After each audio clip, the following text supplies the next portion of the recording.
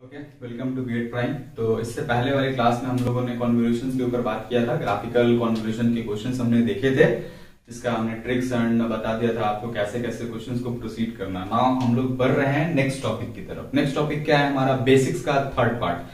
पहला पार्ट था different operations of the signal, जहां पे हमने time scaling, shifting, reversal, amplitude shifting, amplitude reversal, 5 चीज। उसके बाद हमने differentiation, integration, convolution, all operations finished. उसके बाद हमने देखा था सिग्नल के क्लासिफिकेशंस, जहां पे हमने बात किया था even, odd, conjugate symmetric, conjugate anti symmetric, periodic signal, non periodic signal. ठीक है, सारा कुछ हमने एक साथ डिस्कस कर लिया। सारे क्वेश्चंस देख लिए, आपको मैंने कॉन्सेप्ट्स बता दिया। आप कॉन्सेप्ट्स को अप्लाई करो क्वेश्चंस में। आपसे नहीं बनता है, आप क्वेरी करो। ओके, यहां तक 2 चीजें खत्म होती है बेसिक्स की। बेसिक्स में फिर तीसरा पार्ट आता था सिस्टम के बारे में। इससे पहले हमने सारी बातें की थी सिग्नल के ऊपर, ऑपरेशन सिग्नल के किए थे, टाइप्स, क्लासिफिकेशन सिग्नल्स के देखे थे। अब हम लोग बात करेंगे सिस्टम के ऊपर, ठीक है, जो कि इस सिस्टम्स के सारे क्लासिफिकेशंस को पढ़ने के बाद आपको एलटीआई सिस्टम के बारे में या फिर जो भी अदर इंपॉर्टेंट टॉपिक है वो सब आपको समझ में आने लगेगा। ओके, तो हम लोग अब बात करते हैं बेसिक सिस्टम प्रॉपर्टीज। सिस्टम पहले क्या होता है मैंने आपको बताया था। सिग्नल के पास क्या होता है? सिग्नल एक फंक्शन होता है जो कि कुछ इंफॉर्मेशन को स्टोर करता है। सिग्नल का मतलब, सिस्टम का मतलब क्या होता है? सिस्टम एक ऐसा मीडियम है जो कि सिग्नल को एक फॉर्म से अनदर फॉर्म में चेंज करता है। उसको हम लोग क्या कहते हैं? सिस्टम कहते हैं। सिस्टम एक मीडियम है। पहला बात, वो क्या करता है? सिग्नल को एक फॉर्म से अनदर फॉर्म में चेंज करता है। तो सिस्टम का मतलब हुआ एक मीडियम जो कि किसी भी चीज को यानी सिग्नल को क्या करता है? उसका फॉर्म को चेंज कर देता है। ये सिस्टम की बात हो गई। अब हम लोग सारा बात सिस्टम का करेंगे। सिग्नल के बारे में पढ़ लिया, समझ लिया, ठीक है, उसका एप्लीकेशन है, आगे इस्तेमाल होगा, बट अभी फिलहाल कुछ लेक्चर्स में हम लोग सिस्टम के ऊपर डिस्कशन करेंगे। ठीक है, सिस्टम के ऊपर समझेंगे सिस्टम कैसा होता है, क्या नेचर होना चाहिए, क्या नहीं होना चाहिए, वो सारा कुछ हम लोग डिस्कस करेंगे सिस्टम के बारे में। ओके, तो सबसे पहले कुछ बेसिक्स बात है सिस्टम के बारे में।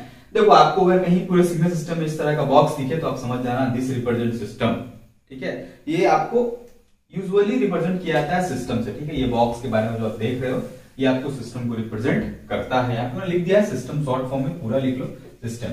तो सिस्टम को इस तरह से रिप्रेजेंट करते हैं, रिप्रेजेंटेशन समझ लो। ये बताने वाली बात नहीं, फिर भी मैं आपको बता दे रहा हूं। आप अगर एक नए हो सिग्नल सिस्टम को पढ़ने के लिए तो आपको जानना जरूरी है कैसे हम लोग सिग्नल सिस्टम को रिप्रेजेंट करते हैं। ओके, तो this is the representation of system. Overall बात ये है। अब हम लोग क्या करते हैं? एक साइड से इनपुट दे रहे हैं और सिस्टम क्या कर रहा है? इसके फॉर्म को चेंज करके हमको नया चीज दे रहा है, उसको हम लोग कहते हैं आउटपुट। पहले आपने पढ़ा होगा इनपुट आउटपुट के बारे में, जानते होंगे आप। ठीक है, एक तरह से मैंने क्या किया, एक इनपुट को अप्लाई किया, एक सिग्नल को भेजा, एक इसका कुछ फॉर्म है, मान लो फॉर्म ए है, ये इसके पास ए फॉर्म है। ठीक है, यहाँ पे इसको ये सिस्टम क्या किया, अपना कुछ दिग्रमबाजी लगा के इसको क्या किया, बी फॉर्म में चेंज कर दिया। तो बी फॉर्म में चेंज करने की कैपेबिलिटी किसके अंदर हुई? सिस्टम के अंदर। ठीक है, तो यही इस सिस्टम का काम होता है। ठीक है, हम लोग यहाँ पे क्या करेंगे, सिस्टम के इनपुट को रिप्रेजेंट करेंगे एक्स ऑफ टी से। आप इसमें ध्यान रखना, यहाँ पे क्या लिखा है? X of T. सिस्टम के इनपुट को रिप्रेजेंट करेंगे एक्स ऑफ टी से, आउटपुट को रिप्रेजेंट करेंगे वाई ऑफ टी से। क्योंकि यहाँ पे इनपुट आउटपुट का समझना जरूरी है, क्योंकि जितने भी सिस्टम के प्रॉपर्टीज है ना वो सारे कुछ इसी पे डिपेंड करते हैं, एक्सटी और वाईटी के ऊपर। एक्सटी का मतलब हम लोग क्या करेंगे, कंसीडर्ड इनपुट, वाईटी का मतलब कंसीडर करेंगे आउटपुट।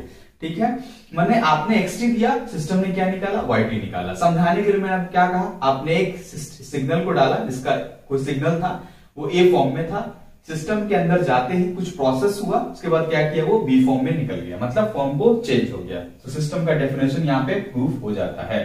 ओके, तो यहाँ पे आप ध्यान रखना, एक्सटी मतलब इनपुट, वाईटी का मतलब आउटपुट। इसके बाद सिस्टम में जो भी बात होगा एक्सटी वाईटी के टर्म में होगा। आपको समझना है एक्सटी और वाईटी क्या होता है। इससे पहले मैंने आपको कन्वोल्यूशन पढ़ाया था, जहां पे मैंने कहा था कि 2 सिग्नल का कन्वोल्यूशन करने के बाद रिजल्ट आता है वो आईटी होता है। ठीक है, तो कन्वोल्यूशन तक रखते हैं, बट फिलहाल वाईटी इसलिए कहा था कि वाईटी भी एक तरह का आउटपुट है सिग्नल का। ठीक है, लेकिन यहाँ पे इनपुट को सिस्टम में रन कराने के बाद एक चीज मिल रहा है जिसको हम लोग वाईटी कहेंगे।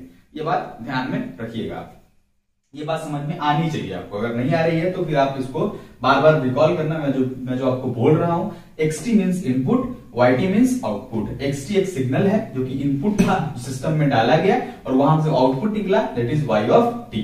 डन है यहां तक बात? कोई प्रॉब्लम नहीं होना चाहिए। ठीक है, मतलब इसका फॉर्म को ये चेंज कर दिया। अब यहाँ पे कुछ 3 टर्म है इसको आपको ध्यान रखना है सारे प्रॉपर्टीज को समझने के लिए। क्या टर्म है, yt क्या है यहाँ पे, आउटपुट। ये क्या है, आउटपुट, yt इज आउटपुट। उसके बाद xt आ रहा है, xt माइनस 1 आ रहा है, xt प्लस 2 आ रहा है। ठीक, यहाँ पे तीन चीज मैंने लिखा हुआ है। एक सिंपल है xt, एक है इसमें स्केलिंग किया हुआ है, सॉरी शिफ्टिंग किया हुआ है, इसमें भी शिफ्टिंग किया हुआ है। जो yt है ना, ये yt is equals to xt है। ये जो yt है ना, ये is equals to x of t minus 1 है। जो yt है is equals to x of t plus 1 है। ये तीन चीज लिखा गया, मतलब आउटपुट इनपुट का रिलेशन लिखा गया है। ठीक, yt is equals to xt का मतलब होता है ये प्रेजेंट वैल्यू है, मतलब किसी सिस्टम में आपने xt दिया और रिजल्ट में आपको yt मिला। ठीक है, आपने xt दिया और रिजल्ट में yt मिला, तो ये क्या हुआ, एक present value of the system हो गया, मतलब सिस्टम के प्रेजेंट वैल्यू पे डिपेंड कर रहा है। xt का मतलब होगा प्रेजेंट वैल्यू। ध्यान रखना, अगर आपको आउटपुट में मतलब y ऑफ t की जगह x ऑफ t मिल जाए तो क्या हुआ, इसकी प्रेजेंट वैल्यू हो गई। ठीक, आपको अगर xt माइनस 1 मिल गया, मतलब t में से कुछ पार्ट घट गया, मतलब माइनस 1 घट गया, ठीक है, तो उसको आप कहोगे पास्ट वैल्यू। मतलब y ऑफ t का वैल्यू आपको अगर x ऑफ t माइनस 1 मिल गया तो वो होगा पास्ट वैल्यू। अगर आपको y of t is equal to xt plus 1 मिल गया, इसका मतलब क्या हुआ, फ्यूचर वैल्यू हुआ। क्या हुआ, फ्यूचर वैल्यू हुआ। मतलब आउटपुट आपको अगर सिर्फ जैसे जिस तरह का आपने t दिया था x ऑफ t, वही आउटपुट में आपको मिल जाता है अगर, तो वो उस सिस्टम की प्रेजेंट वैल्यू हुई। फर्स्ट बात। दूसरा बात, अगर आपको उस t में से कुछ पार्ट आपको सब्ट्रैक्ट मिलता है, x ऑफ t माइनस 1 मिलता है, यानी कि शिफ्टिंग हुआ मिलता है, तो आप yt मिलता है आपको, x ऑफ t माइनस 1 मिलता है, तो आप उसको कहोगे पास्ट वैल्यू। और आपको अगर t प्लस 1 मिलता है, कुछ पार्ट उसमें एडिशन मिलता है, मतलब टाइम डिले होता है और टाइम एडवांस हो रहा है, मतलब t माइनस 1 टाइम डिले हो रहा है, t प्लस 1 टाइम एडवांस हो रहा है, तो वो क्या हो जाएगी, फ्यूचर वैल्यू होगा। इस तरह का फॉर्मेट आपको जहां दिखे ना, आप इसमें याद रख लेना, present value, past value, future value.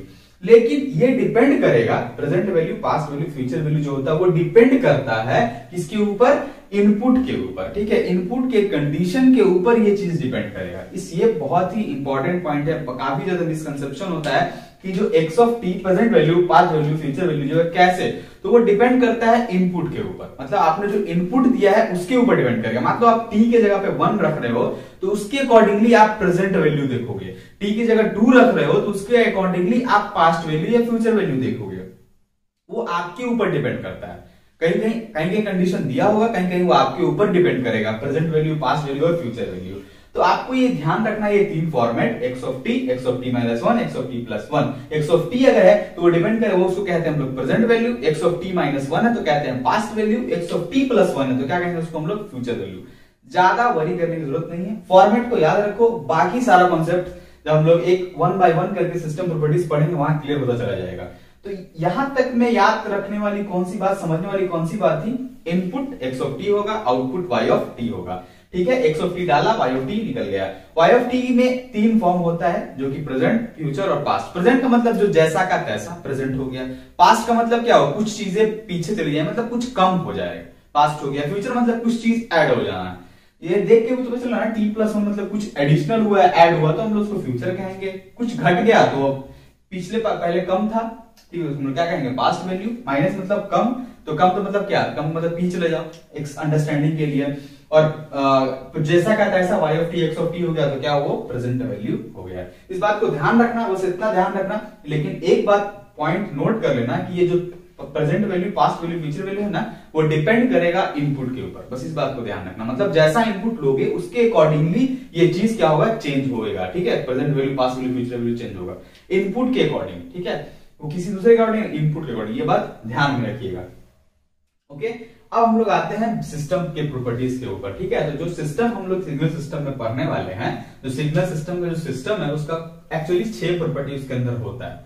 ठीक है, कौन कौन सी होती है, फर्स्ट होता है स्टैटिक या डायनामिक, फिर होता है कॉजल या नॉन कॉजल। बहुत सारे लोग एंटी कॉजल बोलते हैं, एंटी कॉजल नहीं होता है, एंटी कॉजल होता है नॉन कॉजल का एक पार्ट, नॉन कॉजल का एक पार्ट होता है एंटी कॉजल। उसको हम लोग डिस्कस करेंगे, बट हम लोग पहले मैं बता दे रहा हूं, static, dynamic, causal, non causal, उसका एक पार्ट होता है anti causal, linear, non linear, time variant, time invariant. यहां पे क्या है, टाइम इनवेरिएंट, उसके बाद होता है इन्वर्टिबल नॉन इन्वर्टिबल, उसके बाद होता है स्टेबल अनस्टेबल.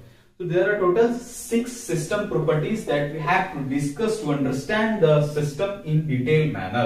Okay, so हम लोग एक एक करके स्टैटिक को, डायनामिक को, कॉजल को, नॉन कॉजल को, linear, non linear, time variant, time invariant, invertible, non invertible, stable and unstable सारे को डिस्कस करेंगे. ठीक है, उसके लिए इस 6 के लिए आपको ये चीज समझ में आना जरूरी है.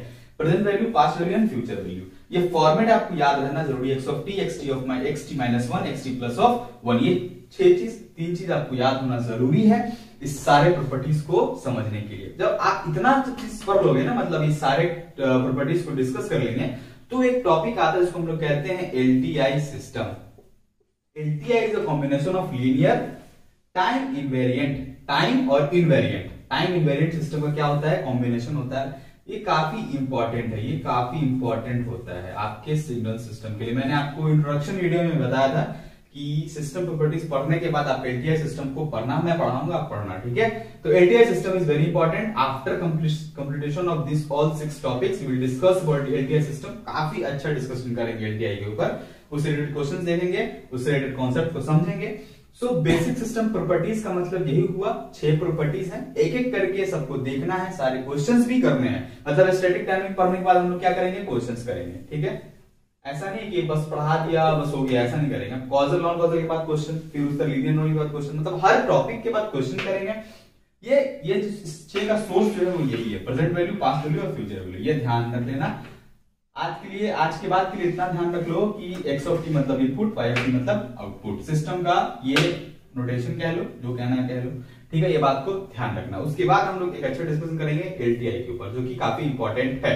तो this is all about introduction and required condition to understand the system properties. Okay, so from next classes or next lecture we will discuss static and then to the stable and unstable in detail manner.